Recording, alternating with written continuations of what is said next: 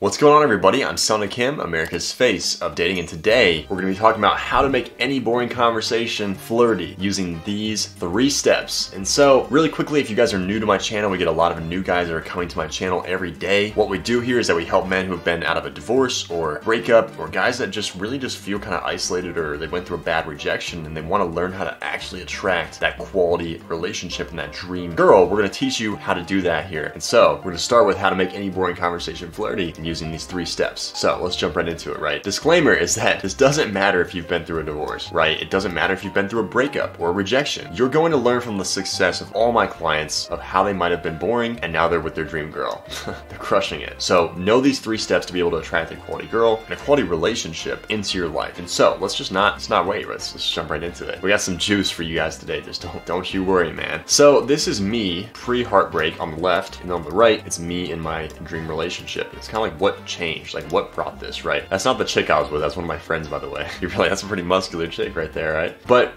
the first thing is that you want to make the conversation about you. And that's me, obviously, on the left, pre-heartbreak. Back in June 2017, I was dating a girl that I thought I was really in love with at the time, but I just realized that my insecurities were coming out. And just some really bad stuff was coming out in the relationship, right? Like, it wasn't abusive, it wasn't anything like that, but it was just like remnants of, you know, my parents' divorce were kind of taking a toll on me. And I was like, wow, I was really acting in ways that I saw my parents did before their divorce, and I couldn't control it. I didn't know what these insecurities were that were coming out. I didn't know what it really, maybe it was trauma, right? And that's just what I assume it was, but it was coming out and leaking into my relationship. And I really loved this girl at the time, but it's like, it just fell apart just because I really fucked up the relationship, right? And just ended in a pretty bad heartbreak. And you know, when I look back, I was like, you know what, it takes 2 to tango. And there was some stuff that obviously she was doing that, you know, might have been influencing these insecurities to come out when I really look back and analyze. But it just scared me because I was like, you know what, like, I don't want these insecurities to come out in any of my future relationships or my future dream girl when I find her. And I had to really fix those, right, and really take care of those before I went through that. But that was me, you know, literally a month or 2 before I went through a heartbreak. It was pretty bad and left me in a depression for like a year, just because I was like, you know what, like, a lot of that was my fault. But it also taught me so much about what I needed to fix in my life in order to find my dream girl here, Brittany. She's amazing. I was swimming with a dolphin in Cabo. But one thing that I learned is that, you know, if you want to make the conversation like just so much more flirty, right? If you're talking to a girl, like, you know, I know we started so extreme right there with the heartbreak, but like now we're going into like some technique here, right? So now we're transitioning a little bit. You want to make the conversation about you is the first step, right? Like, so many guys are talking about useless bullshit when they're talking to a girl, and it's like there's 3 different things you want to take the conversation. The first one is about you, right? For example, like a conversation thing that I give to the guys in my program is that, let's say that you're talking about like your favorite ice cream, let's say, and she knows your favorite ice cream is chocolate, and you ask her, and then she's like, oh, like my favorite ice cream is chocolate too. And you're just like, oh my gosh, like it's just because I'm just so cool, like you just had to copy me, right? You're making the conversation about you and like kind of like an arrogant, snarky, like kind of cocky remark, right? Doesn't mean that you're a playboy, doesn't mean like you're one of those guys, but it just shows like, you know what, like I got it like that, like I can spitball and have some fun if I wanted to. And so making the conversation about you, i.e., you know, bringing it back to like how cool you are, shows like you're actually confident in yourself, shows like you actually are certain with your decisions, right? You're just like, oh, like you're just typical, just copying me as usual. And then you start some flirty banter, she'll be like, no, I'm not copying you. Boom, now you're in this play argument. So that's one of the things that helped me attract my dream girls, because I had that playful banter and just showing kind of like that confident, I guess kind of like that playboy side of me to attract and fill that attraction tank, if you will. But number 2, you want to make conversation about her, right? Make the conversation about her. So Andrew in my program, he went out, singles event, and he said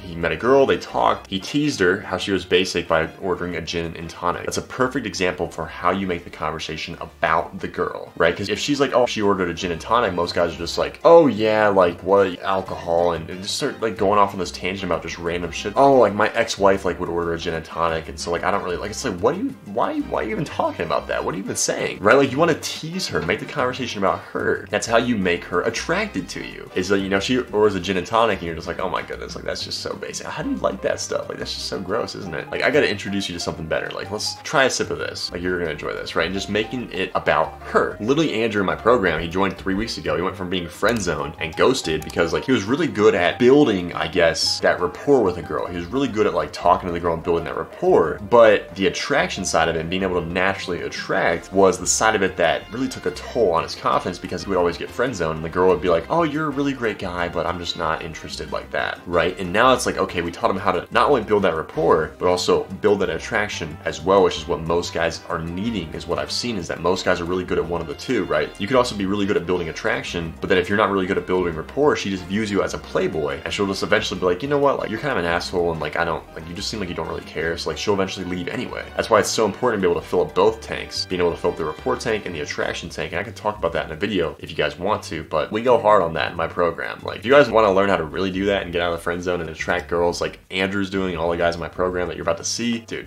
booking a call in the description below. Let's get you going in the program. Most of you guys are just, I don't know what you're waiting on, right? You just have to make a simple decision to work on this stuff. So, but now he's attracting quality just because we taught him how to actually attract quality women. So you want to make the conversation about her. Like, another one is like the ice cream example. Let's say, going back to that, right? She chooses chocolate ice cream and you're just like, oh my goodness, like, you're just so basic. Have you ever even tried like this? Start talking about her, making the conversation about her, putting the spotlight on her. What's your top 3 favorite ice creams, right? Putting it back on her. You don't have to tease her. It's not about the line. It's about directing the conversation on her. Critically important. You want to do this about 80% of the time in conversation with a girl. You don't have to tease her, right? Like, you don't have to tease her. Like, you could be like, what's your top like 3 favorite ice creams, right? Top 3 favorite drinks. Where are you from? You don't look like you're from around here. Like, making the conversation about her. You see how we just put it on her, right? She tells you she's from fucking like New York or something like that. Have you ever been on like the Statue of Liberty? Have you ever went up in the Statue of Liberty? Boom, get her talking. Oh, you probably have pictures. Show me the pictures. Her, the conversation's about her. I can't emphasize that enough, because girls, especially women, they like people who just make the conversation about them. It sounds kind of selfish, but when people's favorite topics are themselves, especially women, they want to share, right? They want to bond. And so when you put the conversation on her, she's like, I like this guy. Like, he's so into me. Like, he's not like so into me. Like, that's probably a bad choice of words right there, right? He's showing interest and he's making the conversation about her, and people's favorite topics are themselves. It makes you really likable. That's where I was going with that. So,